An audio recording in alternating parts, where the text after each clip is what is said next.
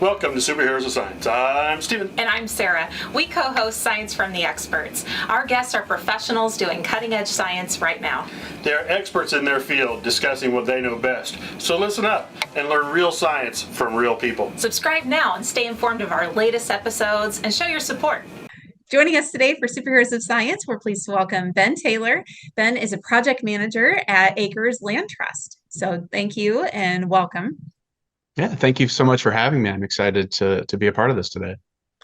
All right, so I think before we find out exactly what you do, we need to know a little bit about what in the world's Acres Land Trust. Yeah, so we are a nonprofit land trust based out of Huntertown, Indiana, up in Northeast Indiana. So our mission is to protect land. We protect natural features, natural forests, wetlands, kind of botching this already, but we essentially protect natural spaces all over Northeast Indiana. We also protect land in the form of working land. So we do protect some farms and a little bit of timber, but mainly we're protecting land in the form of what most folks know as a nature preserve. So these are unique forest, wetlands, areas along rivers, kind of up in that area. We do service the tri-state area up that way. So we even have some property in Northwest Ohio and Southern Michigan as well. Okay. All right. You mentioned working land. What is the difference between working land? What is working land? Yeah, right. That's a weird thing. So working land is almost exactly like what it sounds like. It's land that is still utilized to make money on it. You know, in Indiana, we have a lot of agricultural land, and we have had families approach us asking if they could continue, if we would be able to continue on that tradition of farming the land, but also protecting that land in perpetuity. One thing I forgot to mention about our organization is once land comes to us, we protect it forever.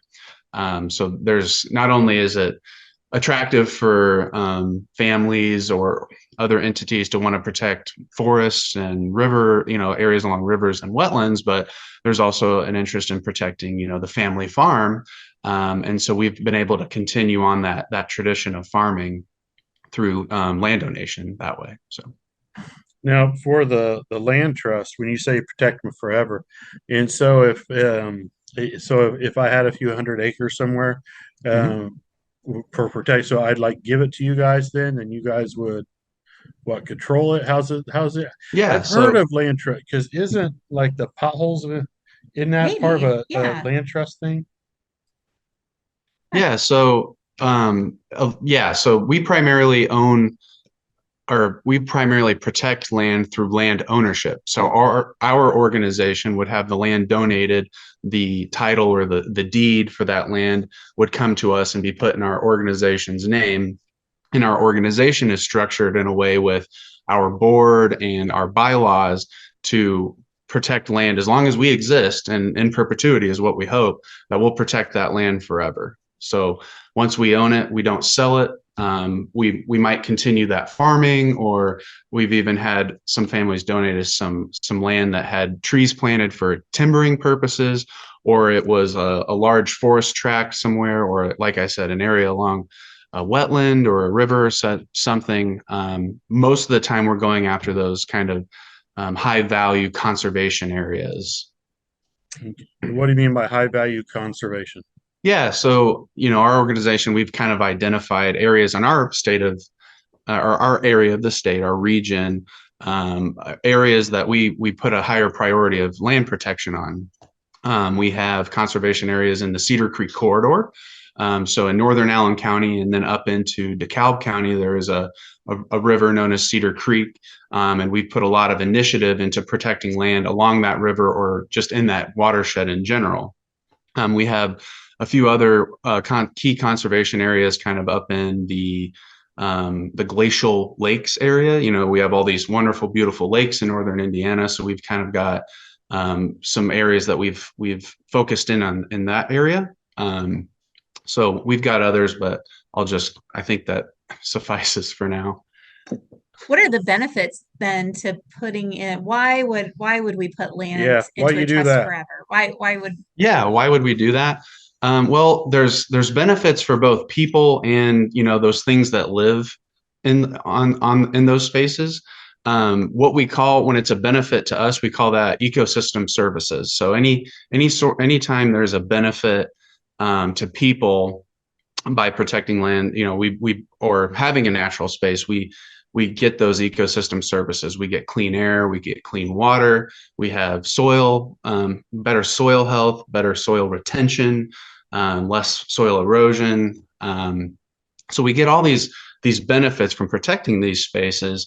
But I don't, you know, we often as people like to focus on what we get out of these natural spaces, but I don't want us to forget about, you know, all the benefits that all those organisms and wildlife that live in those spaces get. They get a space to live and move about and have their life, and it all kind of cascades into a overarching wonderful benefit to us all.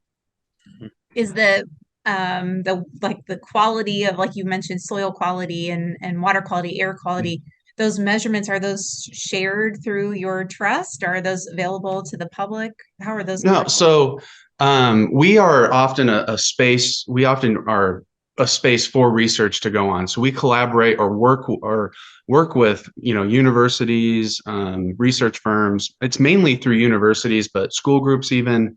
That want to conduct research and need a natural space to do that research, we welcome. So we've partnered with Purdue University, Purdue Fort Wayne, some other universities where a graduate student has a key question that they want. We've been able to provide that space for them to go in and measure and, you know, conduct and those analysis and collect some data to learn more about what's going on with, you know, it could be anything from wildlife or just the plant communities that are in those.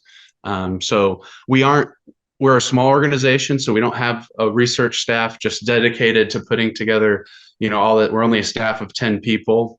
However, we try to be we welcome with open arms research to come and be conducted on our properties. So, all right, let me drill you a couple of obnoxious questions. I think it's what I'm known for. She's not responding. It must be. All right, two questions. First, how do you manage those? I would assume you don't just like, yep, we bought them, we're just not going to touch them. I assume there's some sort of management. And second, how do you know that's for the best? Right. So two great questions, and I'll start with the first one because the second one is definitely, you know, we'll have to see in 100 years type deal. But yeah, so we don't just acquire land and then just put up a fence around it and say, no, we're not, you know, just leave it. So we're definitely conservation minded when we acquire land. And a large bit of what we do are managing for invasive species. So what makes these spaces unique is sometimes under threat from introduced plants or sometimes even organisms that have spread into our landscape and can, you know, do things like reduce biodiversity or outcompete some of our native plants that our communities or wildlife have really depended on. So a large bit of what we do are going into these spaces and working to control these invasives, cutting them out, treating them. You know, we have a vast array of tools and methodologies that we do on those properties. We are lucky in the fact that we are able to do a lot of that in-house. So we have our whole stewardship team that I work on. I'm kind of the project manager of sorts, as you introduced me as. So I kind of help facilitate contractors and various entities, partners that can help us hit the ground running on some of those projects. And then not only that, but we also have some other conservation-minded projects where we've had some erosion problems on some banks. So we've worked with some, you know, folks with the USDA or with surveyors and such on coming up with a good project to kind of stabilize those banks and stuff. And when you own that many land, a lot of odd things come up. So we're always trying to adapt and learn learn new things. So. And then there was another question, right? Yeah. Oh, yeah. Yeah. How do you know that's the best thing to do? Right. And that's difficult to say, you know, right now. we're just trying to do the best that science gives us. We are constantly seeing what peer-reviewed research is coming out to see what best practices we should be doing. We just try to be well-read and keep up to date with what's the latest going on in the field, and being open to new ideas and such, and realizing that maybe what we were doing 5 to 10 years ago isn't the best. So we're just trying to be receptive and open learners. But in 100 years, we who knows if we've made the right decision or the right call, but we're really hoping that by, incorporating what's going on in the scientific community on our properties is going to be helpful in the long term. And what kind of background would someone if I was interested in doing something like that, what kind of background would I need to be Yeah. able to do to be able to help manage things? Yeah. So, and I went to, I ended up going to college after I graduated high school. I was very interested in science. So obviously, having an interest in science and an open mind with all the different types of scientific disciplines that are out there is helpful. But yeah, so I studied, I went to Butler University for undergrad. I studied environmental studies and biology. I took classes that really got me thinking about what all is going on in our world as far as environmentally. And then I decided that, I really wanted to pursue a career in conservation.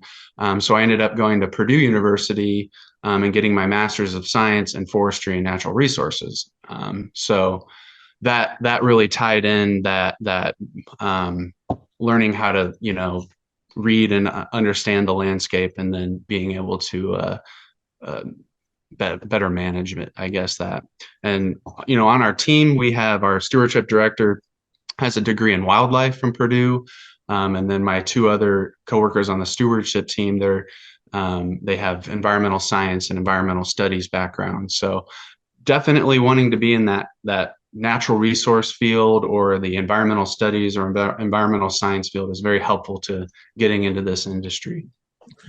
What politics you got to deal with? Oh man. Fortunately for us, because we're a nonprofit, we really don't have to deal with politics all that much. We have people come to us for reasons for protecting land on all sides of the aisle. It's not, we've got hunters and fishermen, we've got conservationists, environmentalists, we've got folks with religious backgrounds that, we all agree that protecting land is a good thing. So we're pretty fortunate that, today's political climate isn't really up in our face. Mm-hmm. So we really don't have to deal with that all that much, fortunately. We tend to, defer that to other activist organizations or other conservation organizations that are really upfront and about that. But when it comes down to it, we're about protecting land, and folks can come to that with their own reasons, and we can find mutual understanding on that.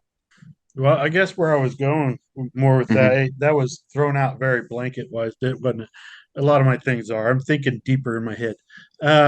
But it's for political wise, it's like if someone wanted to take a woods that's close by, let's say you have like 400 acres of wood somewhere, or half that, and you're like, oh yeah, we want to protect that, keep that woodland. Are there then other outside people say, well, no, that shouldn't be woodland, it should be this or that? Then how do you deal with it if it does come up? Yeah, so we often are restrained by the way we obtain land is often through donation. So it's usually folks with those properties already that are interested in our organization. So that kind of helps with a lot of it. But there is occasionally times when we're able to go out and purchase land. We can't just buy every piece of land that we want. We have to fundraise for it. We have to look for grants and stuff like that. And oftentimes those entities can kind of spell out, the property's got to be such and such type or value or size and stuff like that. So it kind of narrows it down. But yeah, there are occasionally, we were able to purchase a land at auction last year, And, there were probably other groups at that auction that didn't want us to have it because they wanted to buy it to maybe develop it or, make a hunting refuge or, something like, I'm not sure. I didn't go around interviewing everybody, but, but I'm sure that there are, organizations or there are other entities out there that aren't really that interested when acres is involved because they know what we stand for is just protecting land, and sometimes that isn't always development or whatever, so Let's say that I am really interested in helping protect some land, but I don't Mhm. have any land to put into a trust. What Yeah. are some things that if we don't have land that we can that are just good best practice maybe things to Yeah. Well, in Indiana, we're very fortunate to have a representative land trust in your area. So no matter if you live in Southern Indiana or Northwest Indiana, there is likely a land trust that is representative of your area. They represent the Northwest side of Indiana or Central Indiana or Southwest Indiana or what have you. And oftentimes our organizations, we need, you can donate. So if you don't have land to donate, you can always donate, money is always very helpful. Like I said, we're nonprofits. So we do rely on those kind of donations. Time as well. We do have a lot of volunteer needs. Keeping an eye on, some of the properties where we might have volunteer work days. We have in the springtime, there's an invasive species called garlic mustard that has kind of popped up in our forests. And we've had work days where we get a volunteer group out and we go and pull out weeds and try to get as many as we can in a lot amount of time. So really it's reaching out to the organizations like us at Acres. And, we a lot of times have volunteer opportunities. So that's a way to get involved, as well as, like I said, if you have the ability to donate, that is also another way of being very helpful to a land trust. Now you said there's land trusts all over, at least in Indiana. Mhm. And I would take the assumption other states have them too, quite a few. Yes. But is there if I'm like Sarah said, just interested in the environment, protecting and doing what I can to help the environment, and maybe learn a little as I do it, because it's like I know garlic mustard's bad, but I'm not Right. sure what it looks like. Right. And so, Yeah. I mean, how do people find out about these opportunities that they could be able to be shown what it is and be able to help out pulling it and stuff like Yeah. So I know just in general, the land trust realm, or field in Indiana, I know a lot of our land trusts are doing a lot of educational events. And I think that those, following our social media is a great idea we've had some invasive species workshops. Not only that, there are other entities in the state working on these sorts of things. Our DNR, our Purdue Extension offices, they're really wonderful resources.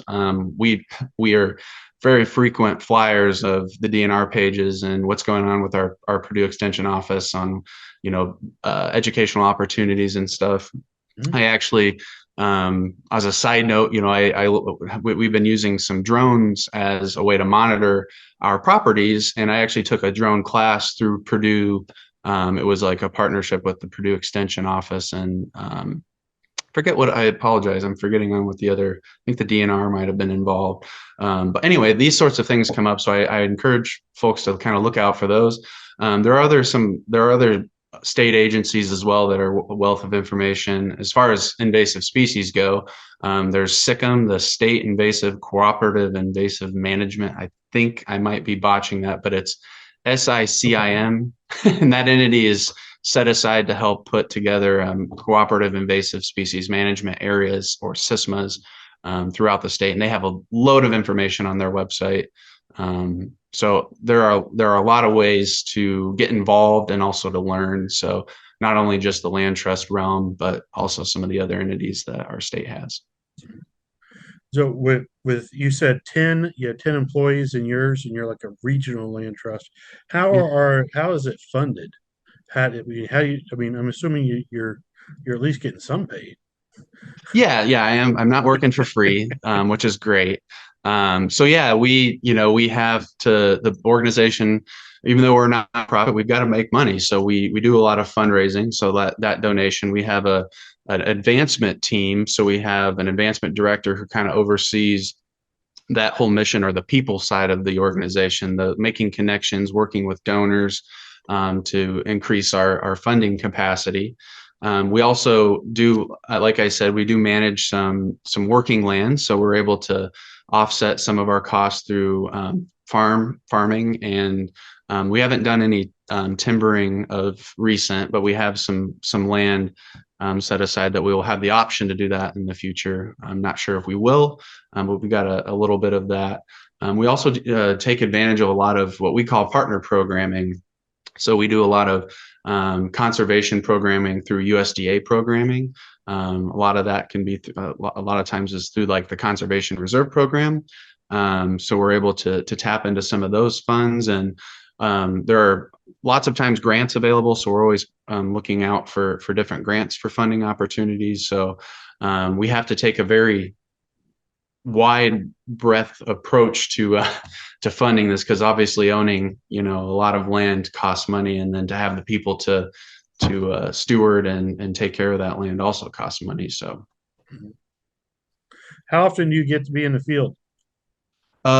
for me, I'm pretty fortunate. I get to be out in the field quite a bit. However, I could go a few weeks where I'm in the office making phone calls, working on contracts, contacting contractors, and then I could be out in the field doing helping with some invasive species management, to how to implementing a new restoration project or something like that, coordinating. So it's probably pretty 50-50. I get a nice mix of it, which is pretty nice.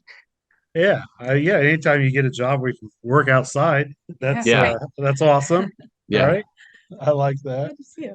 All right, this has been enlightening. I guess I've heard of a land trust Yeah. before, but I really never knew Yeah. exactly what they were and what they did. And so this has been enlightening. Thank you. Yeah. Thank you for having me.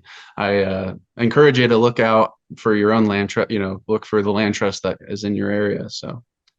Thank you for listening to this episode of Science from the Experts from Purdue University Superheroes of Science. If you like this episode, subscribe, give us a positive review, and share the love. Boiler up! Hammer down.